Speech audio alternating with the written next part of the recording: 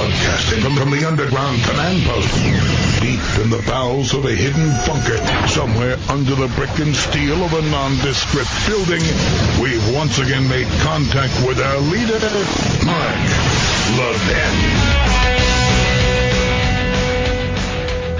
Until the new year, really nice to be with you tonight, and we are awaiting the Senate vote on the tax bill, and the House must vote again, which will probably happen tomorrow, is what I've been told. Again, Democrats say 3 provisions in the GOP tax bill violate the Senate rules and will be removed tonight before they vote on it.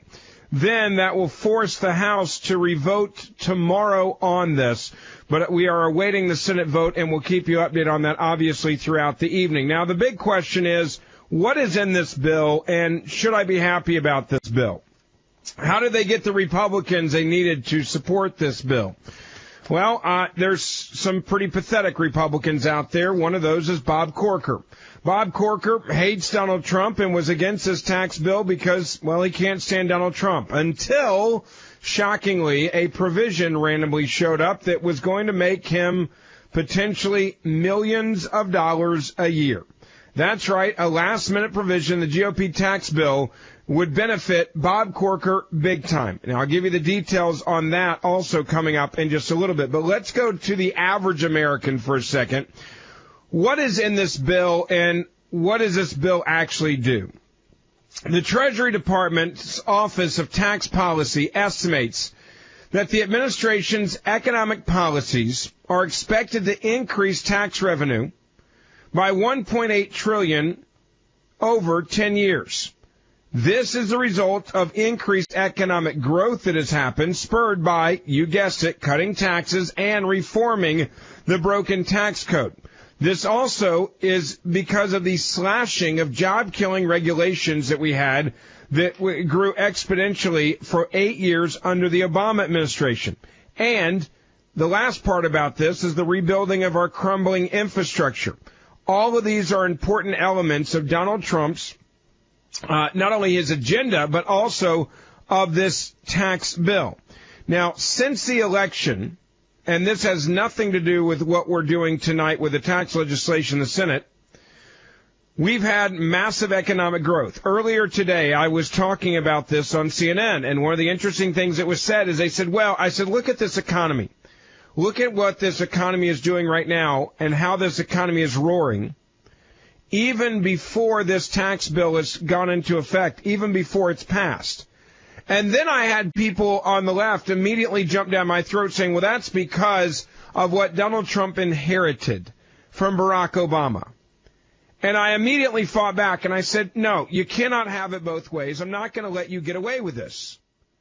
First off, if everything that has gone in a negative way in the last year, they have no problem blaming Donald Trump for that. They also said a year ago that the economy would be a disaster, that Wall Street was going to reject Donald Trump, that Wall Street was going to freak out if we actually elected someone like Donald Trump because he was going to be, quote, unhinged. They said that Donald Trump was only going to look out for the rich and never look out for the poor, and that would be terrible for the economy. We would go backwards even more than we have before. Then they turned it into a racial issue, and they said, in this country, Donald Trump, if you elect Donald Trump, if he becomes president, then you're going to have African Americans like we've never seen before that will be unemployed or underemployed because of this evil rich white man, and it was a racial issue. All of that has absolutely become not true. All of it. Let's just look for a half a second at what has happened with minority unemployment. African American unemployment right now in this country, before this tax bill has been passed, is at a 20-year low. Under President Obama, it was double the national average. You have more black businesses now than you did before. You have more black businesses that are soaring and making profits right now than you did before. And we also see that food stamps for African Americans are decreasing for the first time in years at major rates because of our economy and the economic boom that we're in right now.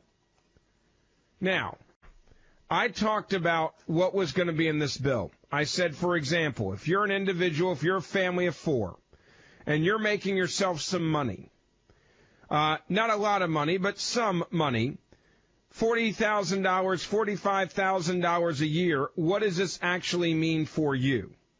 What it means for you is that you're going to start making some cash, maybe for the first time in a while, that actually starts to come back into your pocket, not away from you.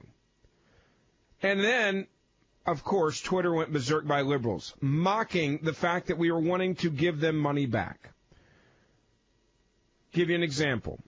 After I gave the example of how a family making $40,000 a year is going to have about $1,400 more in their bank account at the end of the year with this new tax reform plan, people started tweeting things like this. Whatever will they do with their extra $106 a month?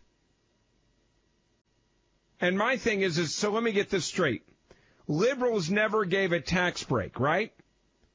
They basically said, we for 8 years are going to try a different economic policy, which is a policy of big government where we take as much money as we can from people and we create a massive government, and then the economy in theory is going to do well because of that, which was a failure.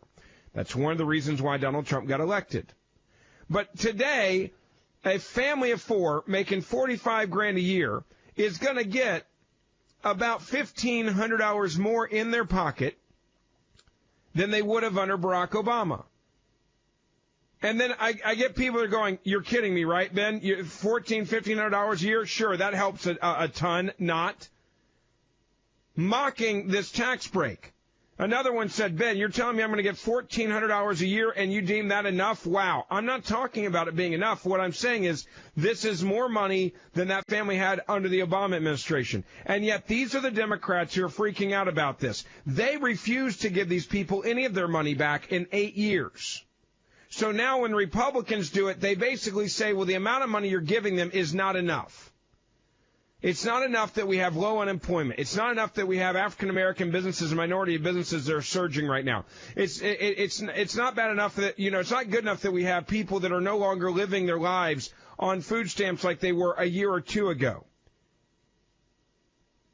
So now we give them $1,400 more directly in their pocket through tax breaks, and they're complaining about it. They complain about the size of the cut, and I'm sitting there going, where were you?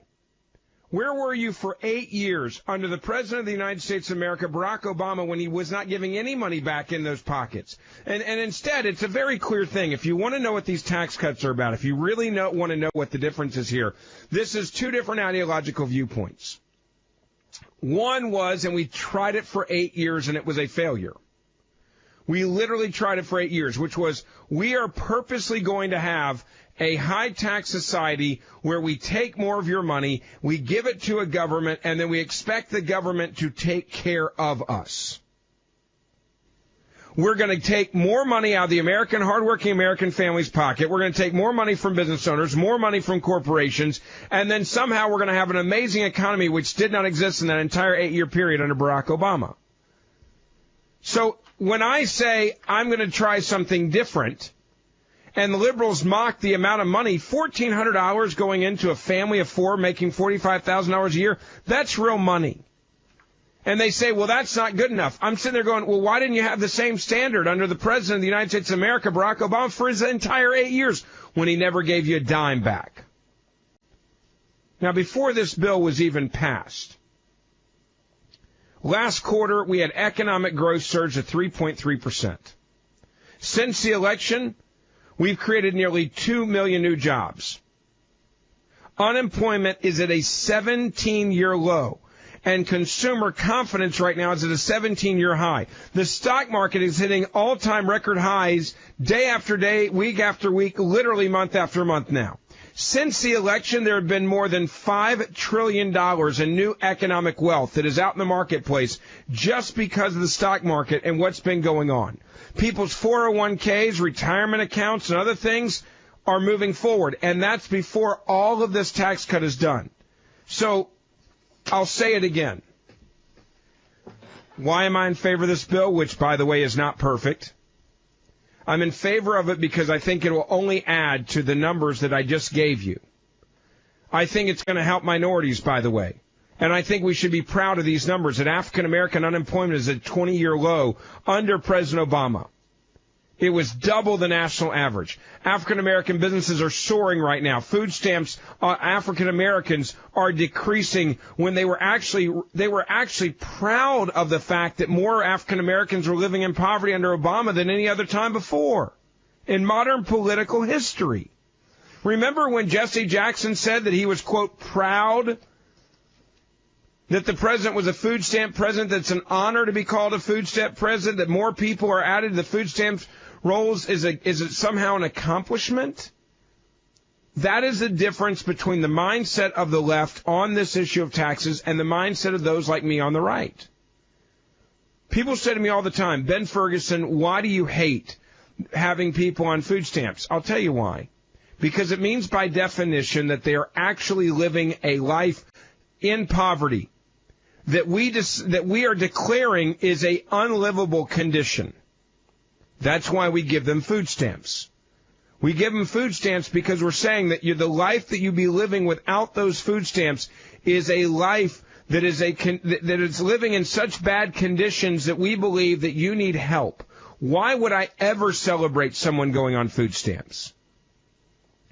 When you get food stamps, it is the definition officially from the U.S. government that you and your life and your living conditions for you and your family are literally a failure. Why would I celebrate a food stamp president? Why would I celebrate ever having people living in those conditions? I want to get your phone calls on this and get your reaction to, again, Democrats today coming out actually mocking families getting $1,400, $1,500 more in their accounts under this tax bill, saying that that's a joke. You're kidding, right? That's not enough. And my question is, where were you for the last 8 years demanding more than $1,400 or $1,500? Because the other president never gave you any of that. 1-877-381-3811. 1-877-381-3811. Ben Ferguson filling in for Mark Levin, the Great One. We'll be right back. Mark Levin.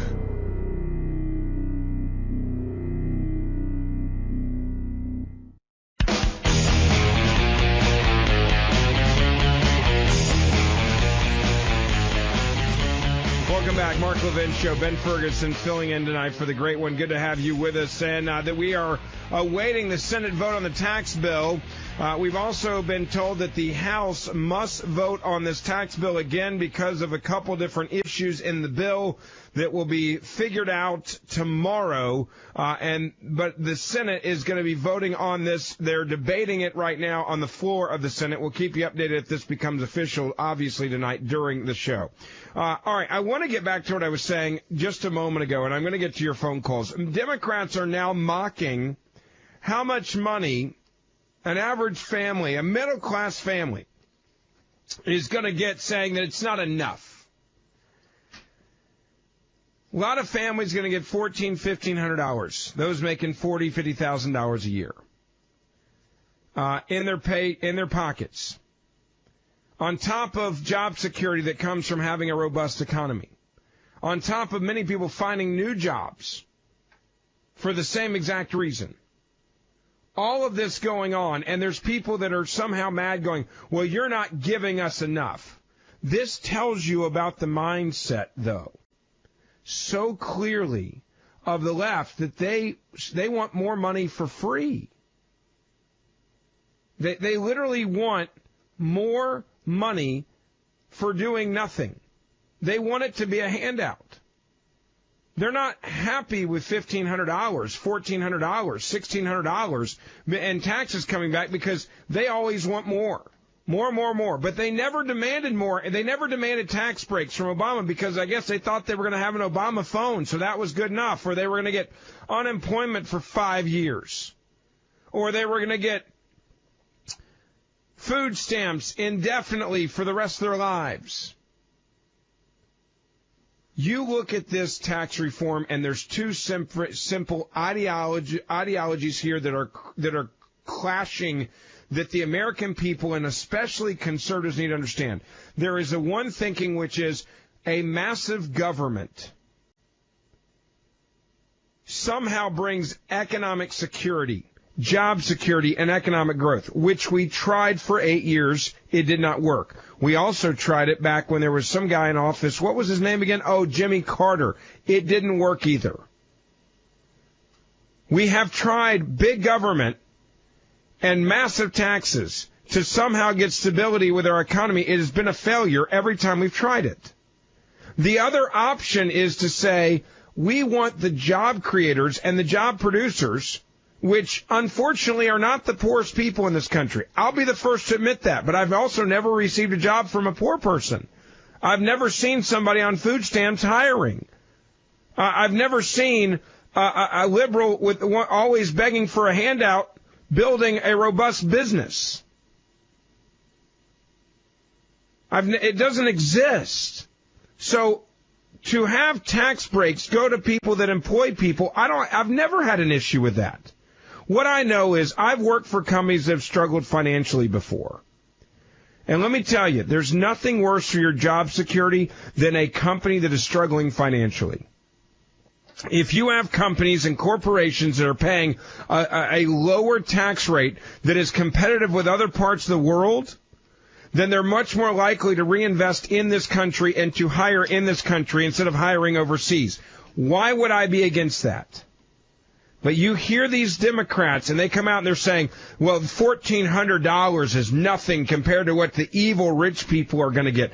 $1,400 more in your pocket if you make $40,000 a year is a significant amount of money, especially if you're making $40,000 a year. I want to get to your phone calls on this, see what you think about it. The number, 1-877-381-3811. Of course, they're already trolling me. If you want to tweet at me, you can. Even you crazy liberals out there. Ben Ferguson Show on Twitter, and I'll read some of those comments. In the meantime, let me get to your phone calls. Let me go to Kevin. Actually, Kevin, hold on. I got to take a break here. I just realized it. Hold on for me, Kevin. I'll come back to you. Get all your phone calls in here and many of your comments online. You can tweet at me at Ben Ferguson Show. Ben Ferguson filling in for the great one, Mark Levin. Much more coming up. We'll be right back.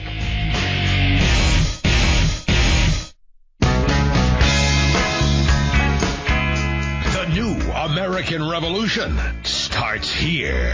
The Mark Levin Show. Call in at 877-381-3811. Welcome back. Mark Levin Show. Ben Ferguson filling in for the great one. He'll be back with you in the new year. Nice to have you with us tonight wherever you are around the country. I said earlier in the show, I was talking about how great the economy has been for the last year for African Americans in this country specifically, that the president's doing more for African Americans than Barack Obama did. And, of course, now I'm getting the anger from many of the liberal African Americans. Here's just one of my favorite ones from a moment ago from some guy named Basti. He says, first of all, watch your mouth when you talk about African Americans. Nobody made you an authority on us.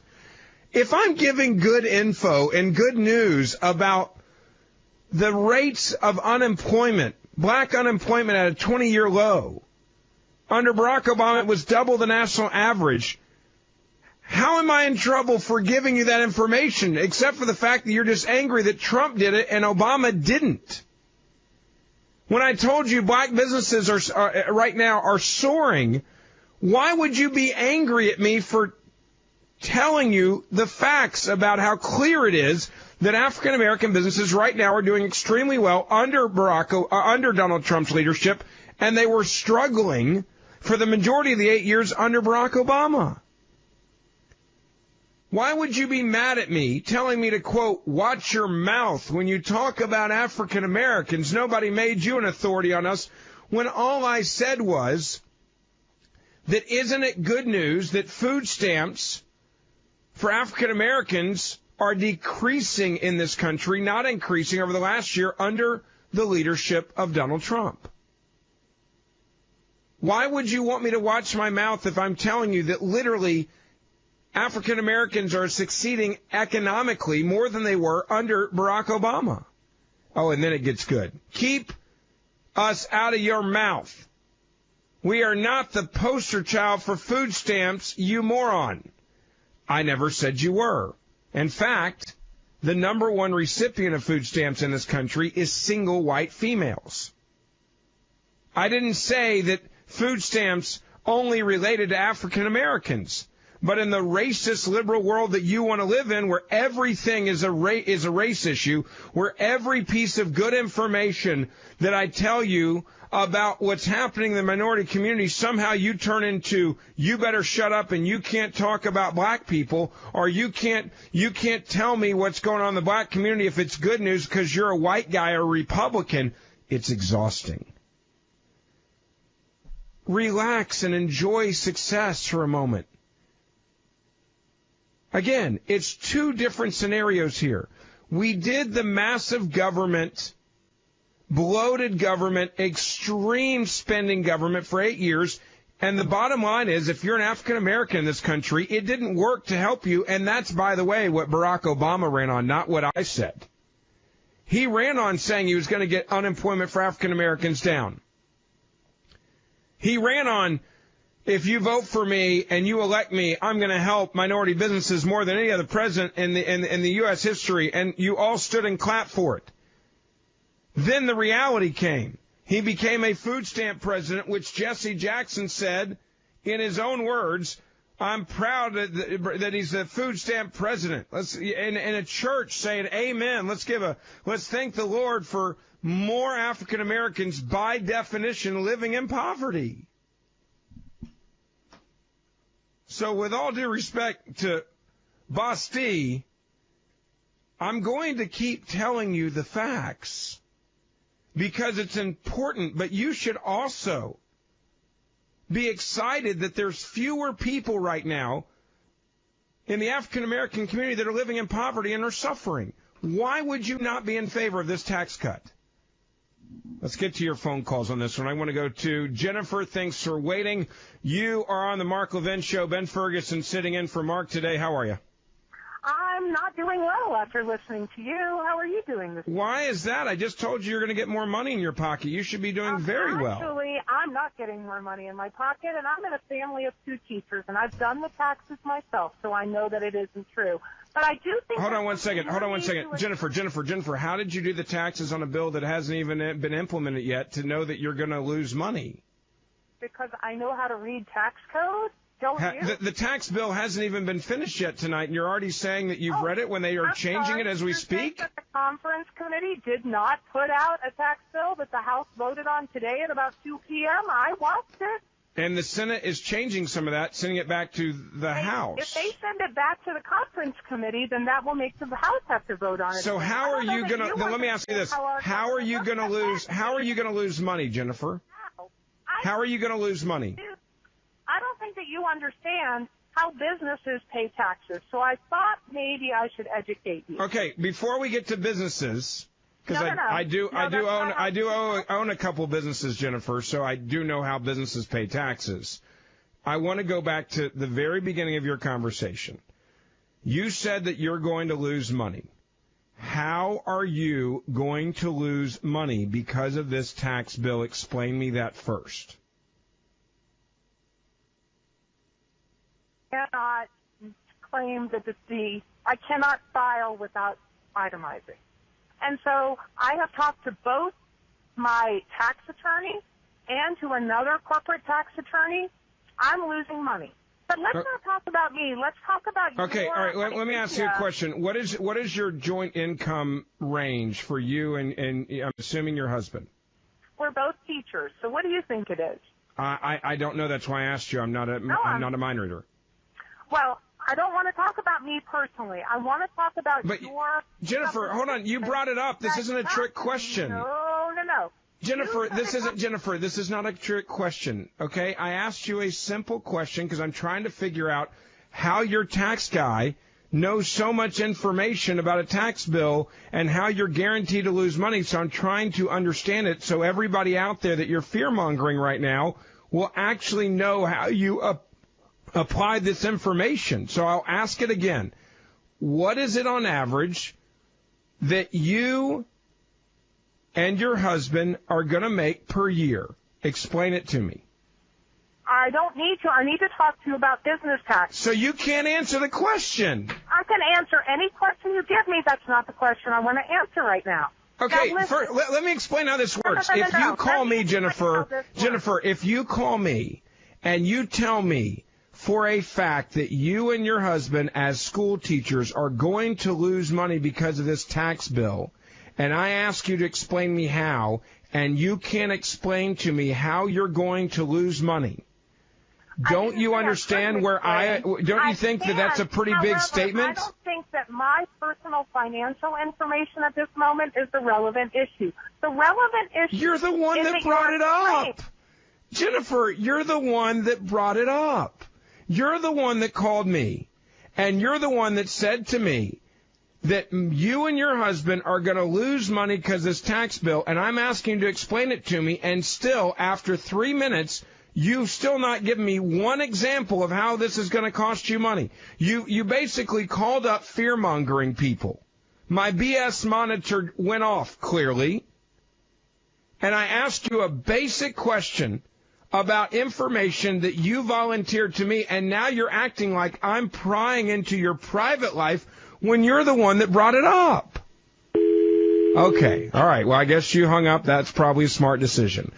That's, my friends, how you bust out a fake call. That's what you call a propaganda liberal caller who calls in saying, I'm going to lose money. I'm a teacher. You should love me. We teach people. What do you think I make? I don't know. Well, I'm not going to tell you. But I'm one of these teachers that's just trying to do good in the world, and you're taking my money. Okay, how are you losing money? I can't tell you. It's private. Okay. Let me go to Ray. Let's try Ray out. Ray, welcome. You're on the Mark Levin Show. Ben Ferguson filling in. Hello. Welcome. Thank you. I like your delivery. But just for a moment, let's dwell on something. Let's all the money disappears, but it's going to be a transitional period to go from a money economy to a resource-based economy. So we start with, we give everybody $200,000. Everybody, business people, young, rich, old, poor, and we continue playing the game like a real-life Monopoly game. The sun shines for free. The water flows for free. The energy, the wind. We're the only creature on this planet that charges each other. Imagine no money. The value, the worth is in each person. Each person gets a chance to go to school for free and learn to become the best they can become, and then they give that back. That's what their so-called job is, and we all just love it. We don't do jobs we hate. So I'm trying to figure out. Hold on, I'm trying to figure out if you're being sarcastic or if you're being serious. No, absolutely not. I'm trying to figure out if just for a minute you can realize what I'm saying is so possible. That, so you want? Let me clarify here, because I want to make sure I understand exactly what you're saying. You're saying that everybody should get a $200,000 check at the beginning of their life, or every year from the government? Well, to begin with, everyone in Norway got almost like $200,000 this year. We don't live in Norway. Because the money we don't live in Norway. From oil, the money they're making from oil in Norway goes to the citizens of Norway. That's a real government. That's the government of the people. So you want $200,000 check to be given out from the government to every person? Don't forget the government part. I'm just saying, the money's fake anyway. So let's just print up more money. Let's hand it out, and let's continue doing what we do. Let's not, please, just for a minute, try to entertain this as though, wow, maybe it could work. I'm trying to entertain it, but the last time, Ray, the last time I heard something like this that I thought would work, I think I was about 5 years old. I also believe that Santa Claus was real and the Tooth Fairy actually got my tooth and gave me money. Now you're making a joke out of it, Ben. That's not what I'm not making a joke. Ray, $200,000 check to every American. Have you done the math on this? To everybody, and it doesn't make any difference. All the money that's issued all right, now. All right, I gotta go. Anyway. Ray, you send me the check first. I gotta go. Yes, I gotta go make some money because I'm not gonna live my life depending on hoping that the government's gonna write me a check for $200,000. What is wrong with you? Seriously. Troy, you're on the Mark Levin show. Ben Ferguson filling in. Hold on, actually, do me a favor, Troy. Hold on for me. I don't want to cut you off. I'll give you a moment, and so we can have a fair debate here. We'll take a break. We'll come right back. It is Ben Ferguson filling in for Mark Levin. 1-877-381-3811. We'll be right back. Mark Levin.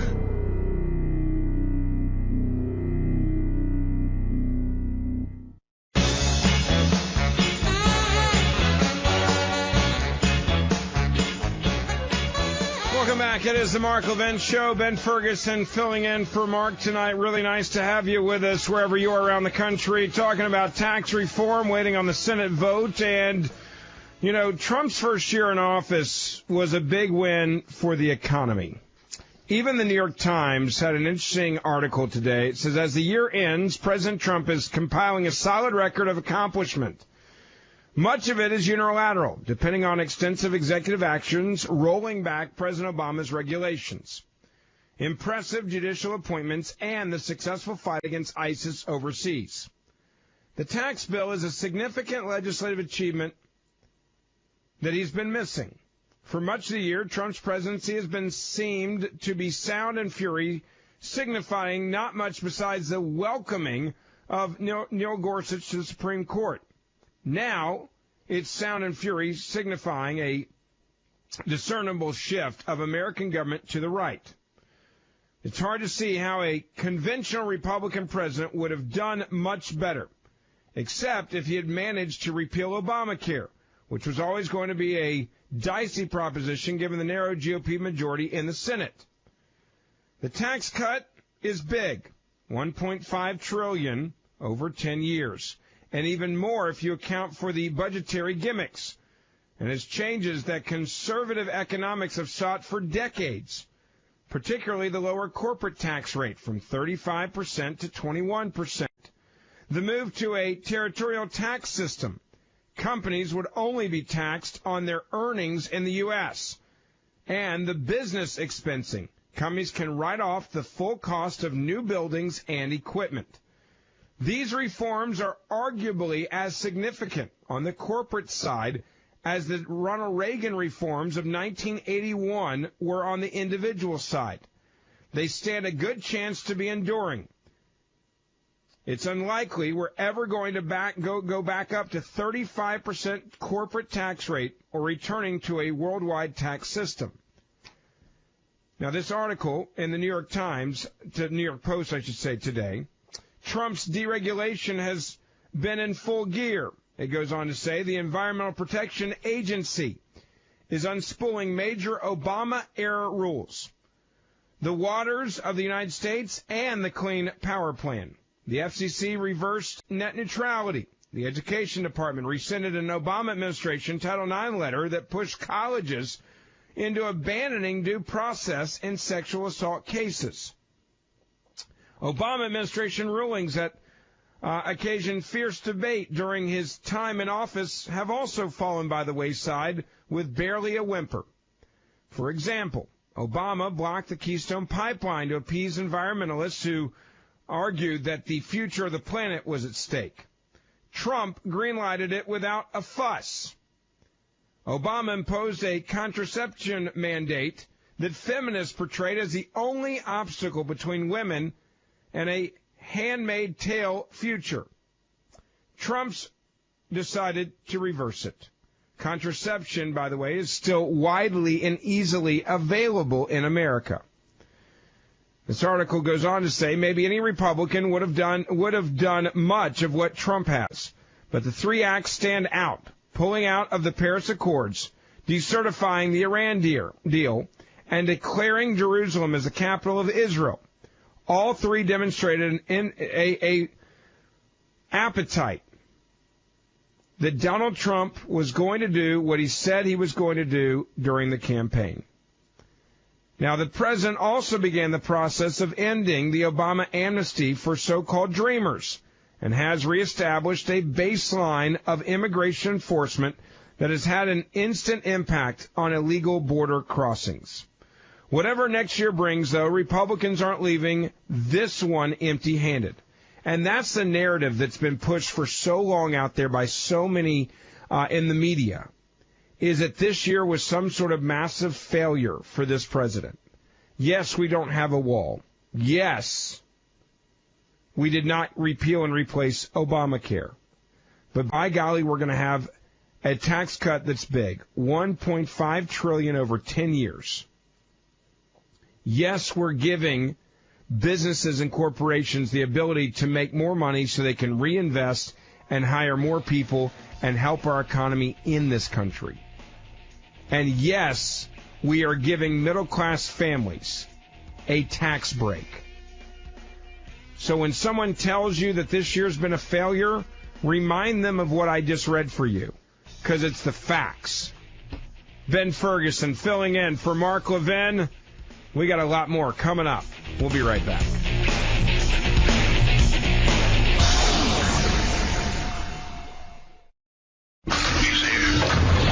He's here. Now, broadcasting from the underground command post, deep in the bowels of a hidden bunker, somewhere under the brick and steel of a nondescript building, we've once again made contact with our leader, Mark Levin. Nice to have you with us, filling in for Mark Levin, the great one. Ben Ferguson with you tonight, and we are awaiting the Senate vote on the tax bill. A couple technicalities are making this bill go back to the House for a revote. They expect that to happen tomorrow, and if we hear anything from the president tonight, or the Senate leadership, we will obviously carry that for you live. Something else that happened today that just irked me. How is Trump handling his job as president? A new approval rating with this new poll out, only 35%. One little problem in the poll, they oversampled Democrats by 10%. So really, you want me to believe you're polling when you purposely overpolled Democrats by 10%? Come on, you can do a little bit better than that. I love the fact I think they're screwing with these poll numbers, trying to make it unpopular to like the president. This is the same thing that gave Donald Trump a victory, the same type of polling crap that they did, saying that Hillary Clinton was doing so much better and it was a foregone conclusion that she was going to win, and clearly people didn't like Donald Trump, and then he won and people were in shock. Keep it up. Keep this cocky and arrogant polling up, where you try to use polls to influence the American people, because the American people understand something right now. The economy right now is in really good shape, and this tax plan is only going to help. And you can keep throwing people on TV that criticize this and say this is evil and mean-spirited, and you're not giving enough money back to the middle class, and I would say the same thing I said this last hour. If you're out there complaining about $1,400 or $1,500 going into your hands, into your bank account, compared to last year, if you're making $40,000 or $50,000 a year, and you're upset about that money, you're angry about that amount of cash that's going in your pocket saying it's not enough, then why didn't you complain for the last 8 years to Obama and the Democrats about not giving you a bigger tax break? Because they never gave you one ever. They didn't give you anything. It didn't exist. And now people are saying, well, you should give me more than this. We're giving you more than he ever gave you. So why don't you just enjoy getting more money? Why don't you enjoy a robust economy? Why don't you enjoy the fact that you're probably going to have more job security because your company's paying a lower corporate tax rate, which means you don't have to worry as much about getting laid off in downsizing or economic, the negatives that come with a high tax society. 1-877-381-3811. You can also tweet at me, Ben Ferguson Show on Twitter and Facebook, Ben Ferguson Show. One little side story that's freaking me out. First off, it freaks me out that we actually had a government secret U.S. UFO unit. This broke today. This is not a joke. It also freaks me out that the man who ran the government secret UFO unit said today, we may not be alone. That's right. The man who reportedly ran the U.S. government's secretive UFO unit said today that he believes there is compelling evidence that we may not be living alone. And then the Pentagon released video and the audio of our fighter pilots out there tracking these objects that are flying that clearly are not airplanes, as they say. One of them was described as a Tic Tac that could stop and go any different direction it wanted to and didn't have wings.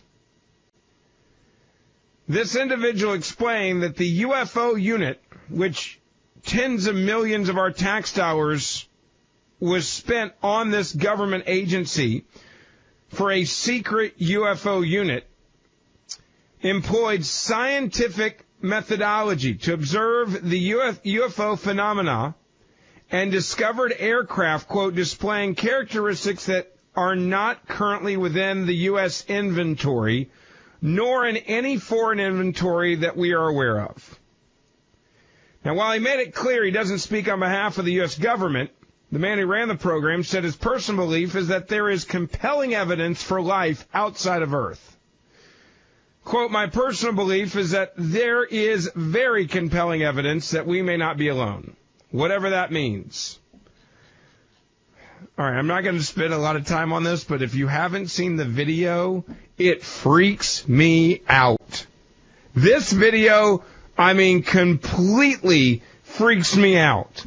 And if you haven't seen it yet, I'll post it up on social media. I'll put it up on my page on Facebook and Twitter. You can see it there. It will freak you out, too. It literally freaks me out. I'll throw it up there right now. You can check it out. All right. In the meantime, we'll get back to your phone calls and get your reaction to this tax bill. Are you in favor of this tax bill? Or are you saying, no, I can't stand it? I want to go to Troy. Troy, thanks for waiting. You're on the Mark Levin Show. Ben Ferguson filling in. Go ahead. How you doing, Ben? I wanted to go to that comment you said earlier about the unemployment rate for African Americans under the Obama administration was the worst in how many years? I did not say it was the worst in any amount of years. What I said was they were rising the majority of the years that he was in office, and statistically, what it was is you had food stamps that rise to the highest level that we'd seen, and black unemployment was at is now at a 20-year low. It was double the national average under President Barack Obama. Those are just the facts. I never said it was the worst ever. Correct. What I said African American unemployment right now is at a 20-year low, which means it's lower now than at any point in Barack Obama's presidency. Under President Obama, it was double the national average. Black businesses, we also had black businesses that were suffering more in the 8-year period under Obama than they did in the last 15 years before that. And food stamps for African Americans under Barack Obama were the highest level in the history of this country.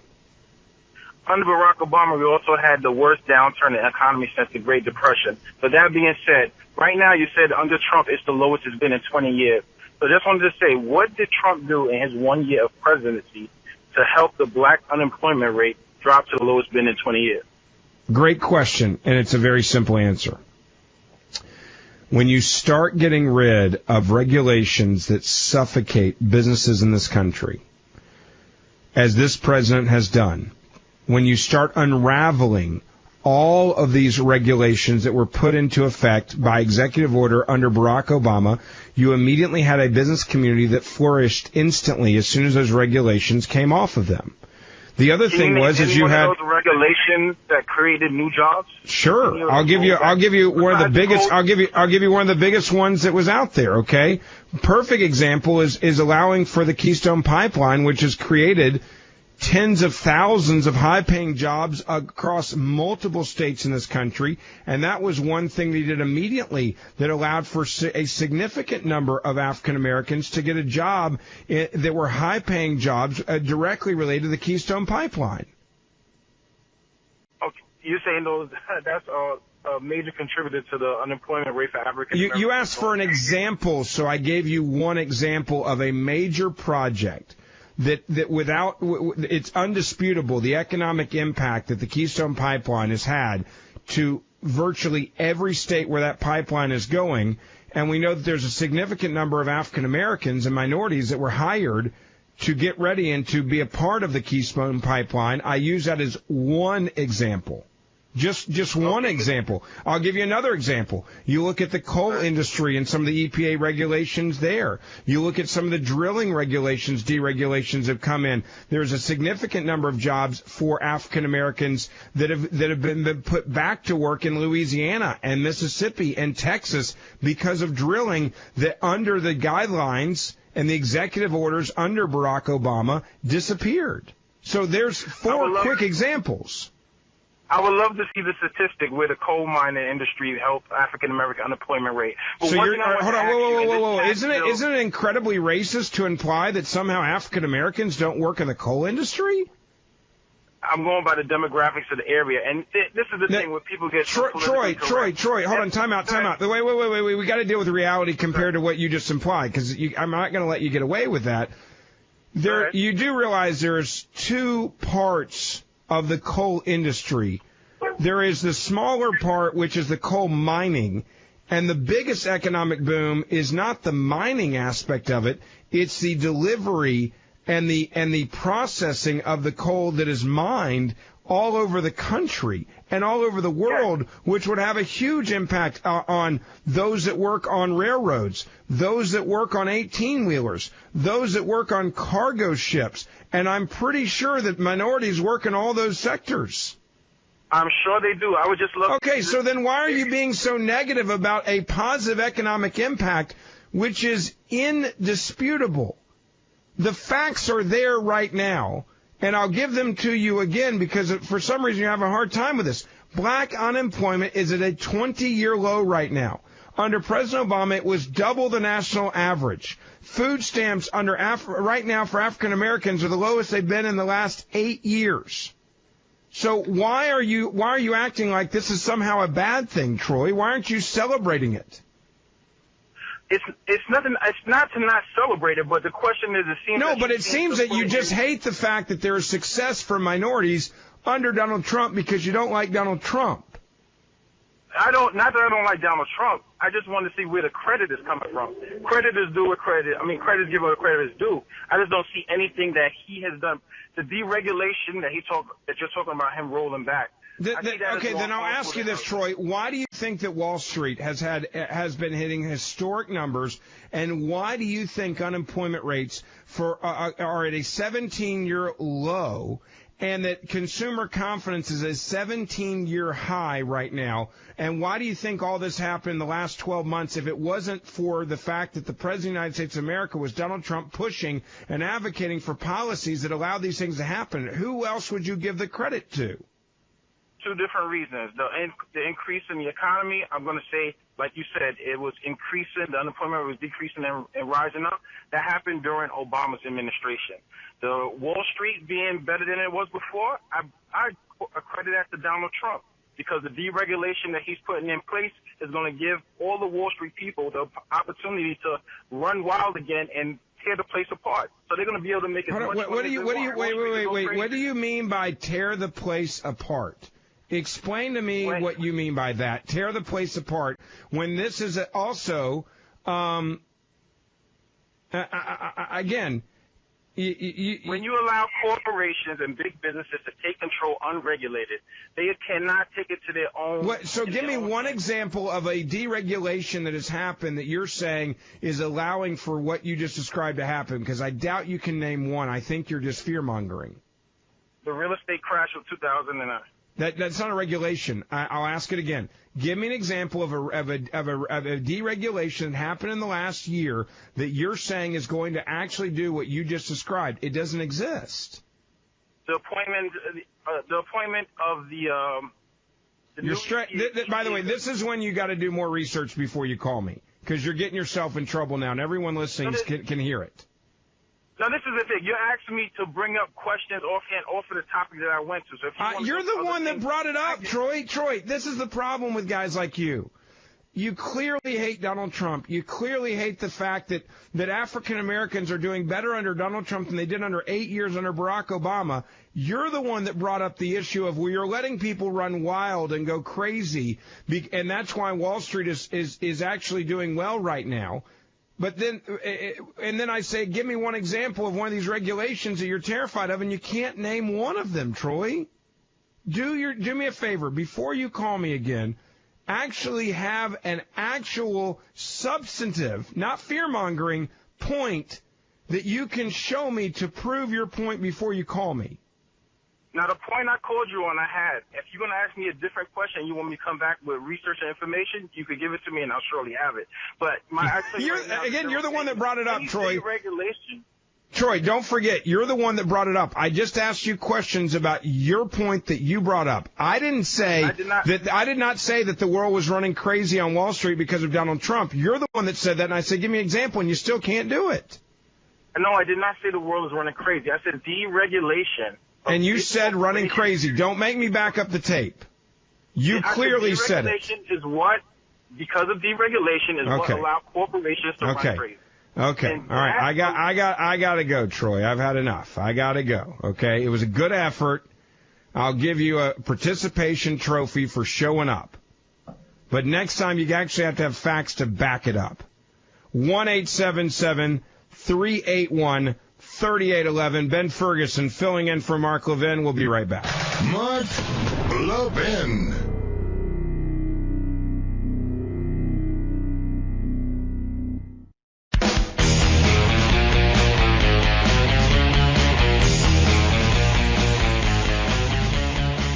Close. If you haven't done your shopping yet, I'm warning you. Get it together. Welcome back. It is the Mark Levin Show. Ben Ferguson filling in for Mark tonight. Really nice to have you with us. And we are waiting this vote in the Senate on this tax bill. It will go back for another vote in the House because of some house cleaning issues tomorrow. And then it will be done. It means that the majority of Americans are going to get more money in their pocket, more job security, lower corporate tax rates, and yes, we are going to change the way fundamentally that this country has been working when it comes to taxes. It is going to be different. For the last 8 years, we tried an idea which was we need a massive government to take care of people. We're going to take as much money as we can from people that earn money, and then we're going to give it away the way that we want to give it away and spend it on pork barrel projects and programs. One of them, by the way, was a secret government UFO program. No, this isn't a joke that cost you millions and millions of dollars. Still, that video, by the way, freaks me out. I'll have more on that in a moment, but it really does freak me out. If you have not seen that video, I posted it up on social media. It freaks me out because if you hear these pilots in this secret program, these pilots freak me out because you can tell they're freaking out at these crazy objects that they're seeing flying. That's the first thing. The second thing is the fact that we even have a secret program that's going after UFOs that we were spending tens of millions of dollars on. Anyway, I'll let you watch the video I put up on Facebook and Twitter. All right, let me get back to your phone calls on this tax bill. Are you in favor of this tax bill? Do you think it's a good idea that we're going to actually allow for companies and corporations to keep more of their money so that they can actually grow their businesses and employ more people? And are you glad that you're also going to get a tax break as well? Let me go to Matt. Thanks for waiting. You are on the Mark Levin Show. Ben Ferguson filling in tonight. How are you, Matt? Good, Ben. How are you? Doing well, sir. Give me your take on this. Well, first off on that, excuse me, the 1,400, 1,300, 1,000, 2,000, who cares really what it is?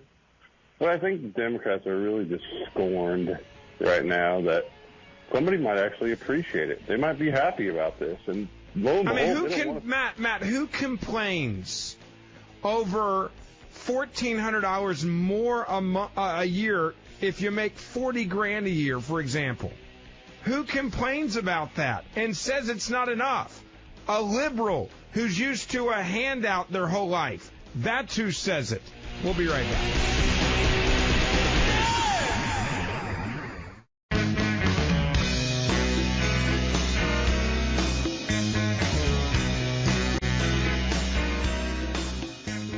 Levin, America's mentor of conservatism. Call now at 877-381-3811. Welcome back. Ben Ferguson filling in for the great one, Mark Levin, tonight as he is taking some well-deserved time off until the new year. Really nice to be sitting in for him and chatting with many of you. I am, this whole UFO thing. I was looking at the transcript of this pilot. If you just joined us, the Pentagon spent millions of dollars to research and follow what they said were UFOs. The pilot, the Defense Department, has released these videos of them following these objects, the planes following these objects, and the video of them following these objects. And one of the pilots says, I was reading the transcript, there's a structured craft of unknown origin whizzing around in our airspace. Just go watch it. I don't know what makes me more freaked out. The fact that we were spending tens of millions of our tax dollars looking and then quasi-following these objects, or the fact that these pilots are actually taping these objects that do look a whole lot like a UFO. It is just... Can't we just get through the holidays without having to worry about UFOs, for goodness sakes? I'm totally happy thinking that we're the only people in the world. I am fine to be... I don't need to go look for this stuff. And I sure as hell don't want my tax dollars going to look for this stuff. There's enough quack jobs out there doing it on their own. And yes, it still freaks me out. All right, let me get back to your phone calls on this tax reform. Some things that I didn't get to mention earlier that I want people to understand. Last quarter, economic growth was surged 3.3%, way ahead of schedule. Unemployment right now is at a 17-year low. Consumer confidence is a 17-year high. The stock market hitting all-time highs after another. You add all that I just gave you with a tax cut and reform bill that we have right now, and what you're going to have is you're going to have massive amount of power to not only have economic growth, and hopefully what many say will be the new normal of economic growth of several percentage points a year. But what we're doing is we're building an economy that works clearly for all Americans. Not just the wealthy and well-connected, as Democrats have tried to make this out to be. When you have an unemployment rate that's at a 17-year low, you cannot tell me that this is only benefiting the wealthy and the rich, when clearly unemployment does not discriminate against anyone. The unemployment numbers are the unemployment numbers.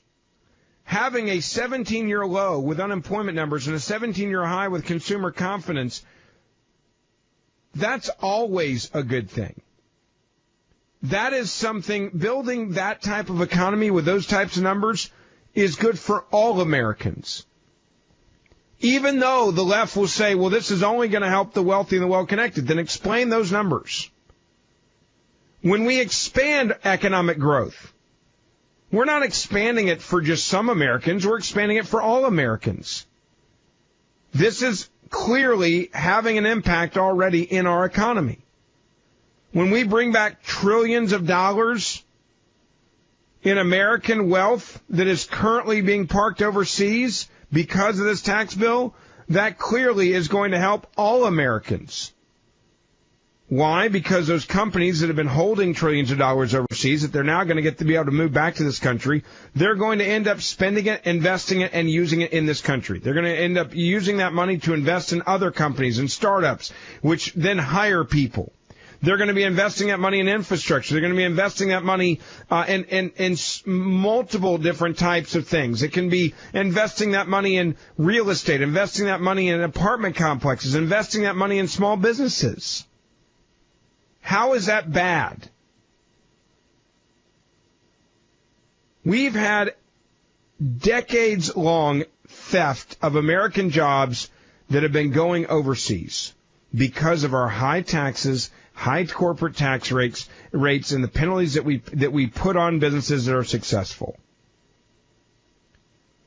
What did that do to the middle class? A lot of their jobs disappeared. This reform allows for those jobs to grow that are still in this country and to expand to new jobs for new people. That helps all Americans, not just rich people.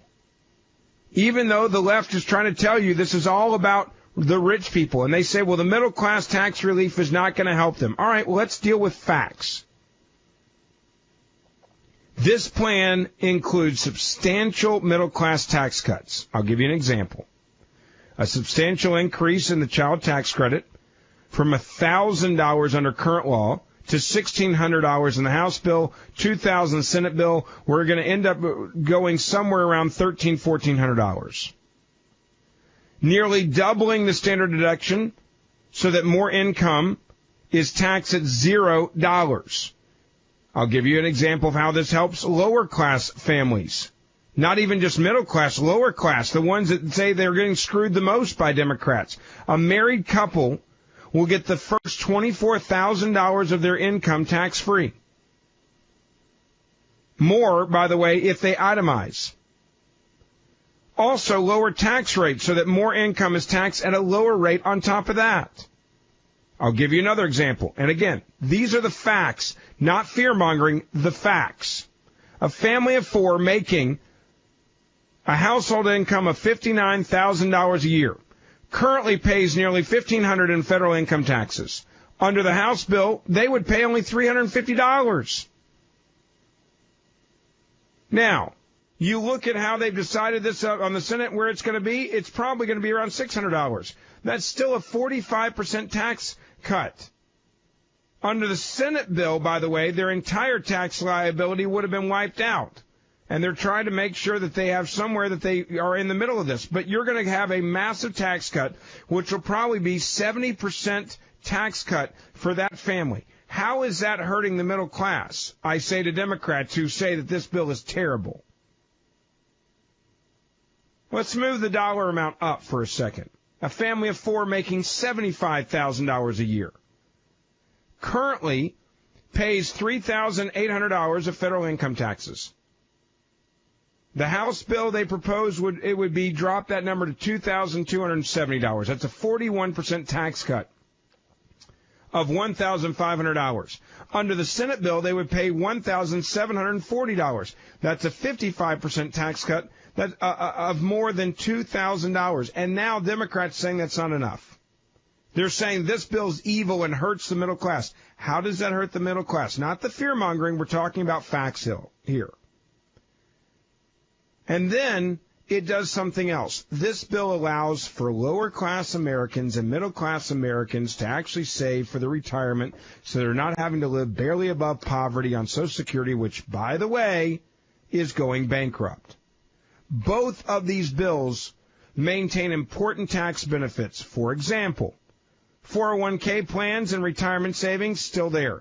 Adoption tax benefits, still there. Tax benefits for higher education, including an expansion of the 529 savings account so that you can have your kids go to a great school one day. Charitable contributions are also in there, and the mortgage deduction. So again, I'll say this to the left. How is simplifying the tax code for the middle class a bad thing, and how is giving more middle class families more of their money back in their pocket somehow evil? Now, I know what the polls say.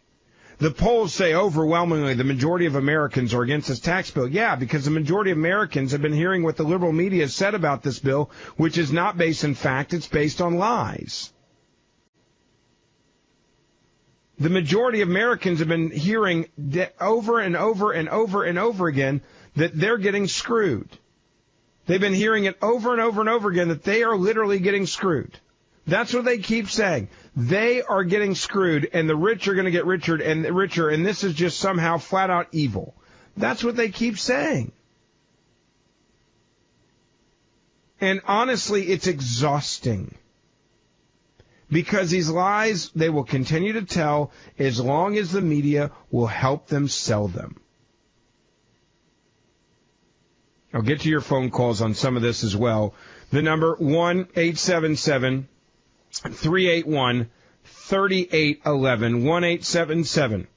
1-877-381-3811. Let me get back to your thoughts on this and see what you think about it. Let me go to Randall. You're on with Ben Ferguson, filling in for Mark Levin tonight. How are you, Randall? Good. How you doing? Doing well, sir. Give me your take on all this.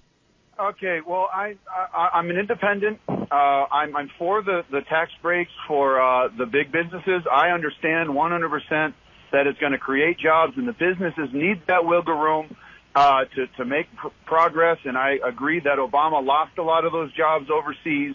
I'm for the tax cut. I don't know if it's as big as I would like, because there's no guarantees of where that money goes. However, I understand that's what big businesses need. The problem I have with Trump and his administration is all these regulations that he's giving these businesses the room, when most of those regulations are to protect the environment. And he's repealing all of them, and the businesses won't be here if the earth is not. And it's rapidly happening, and he doesn't seem to care as long as he's making money. All right, whoa. The president, it's against the law for him to make money off of these, you're saying deregulation of the EPA, so that's a pretty extreme thing to say. Okay, so, no, I'm not, listen. Donald Trump, okay, is repealing these regulations, okay? Don't change the subject. I'm not changing the subject. I'm talking about, I literally just was saying what you just said is not accurate. I'll give you a great example. The Keystone Pipeline is a perfect example. Okay, you don't think that has any damage to the environment at all? How about the steam protection rule? Okay, let's deal real quick with the Keystone Pipeline.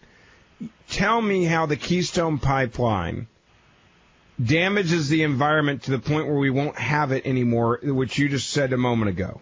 Over time, sir. Over time. Okay, then I'll ask it again this way. Over time, how does the Keystone Pipeline destroy our economy to the point where we won't have it anymore over time? Not economy, environment. Okay, the environment. How does it destroy the environment? Pollution. How does the Keystone Pipeline, with all the regulations on it, safeguards on it, destroy the environment over time? Pollution. How? Pollution. Do you know what pollution is? I know what pollution is, but you're not giving an example. The Keystone Pipeline, what does the Keystone Pipeline actually accomplish?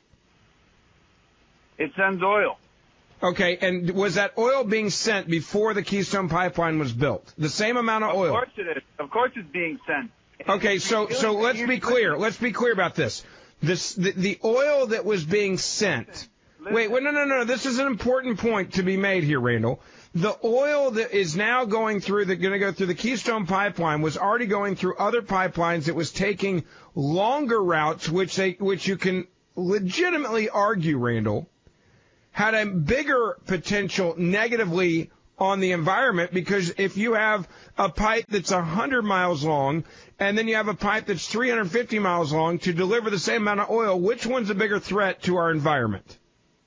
It's a good point, but here's the main point. No, it's a great point, Randall. You said that the Keystone Pipeline was going to destroy. Hold on, no. You brought it up. I'm gonna continue to talk about this. You said that the Keystone Pipeline was going to destroy our environment to the point where we couldn't use it over time. Yet the Keystone Pipeline shortens the distance that the oil has to travel that the world was going to use regardless if we built the pipeline or not. Which one is better for the economy and the environment? Clearly the shorter one, but here's my point. Okay, so then why are you against the Keystone Pipeline? Here, what I'm against, sir, is this was my point, that you went off on a bit of a tangent. Let me just say my point. Trump. I didn't go off on a bit of a tangent. I let you make your point. Please let me make mine. Okay, but don't say that I went off on a tangent, Randall, when you're the one that called me and you're the one that brought up the point. Listen, my point was the removal of regulations that Trump is allowing these businesses to have, which will cause more pollution. One, for example, the steam protection rule. Okay. Okay, hold on. I got to go back. Wait. I got to go back to the Keystone Pipeline, because I'm not going to let you get away with this. You're the one that brought up the Keystone Pipeline. You're the one saying it's going to ruin the environment. The Keystone Pipeline is a pipeline that is going to shorten the distance of how far the oil has to go. And it is a fact that to move this crude oil from Canada, it is going to be more heavily regulated when it comes directly through this country instead of going around this country, and will have less of an economic impact on the world's environment going direct through this country down to Port Arthur, down to the Houston area, out into the world. So why are you against that pipeline? Okay, I already agreed with you. If it's going to be a shorter route, that's fine. That wasn't my main point of calling. I didn't call to talk about the Keystone Pipeline. You brought that up. My point is, why is Trump removing all of these regulations that are to protect the environment?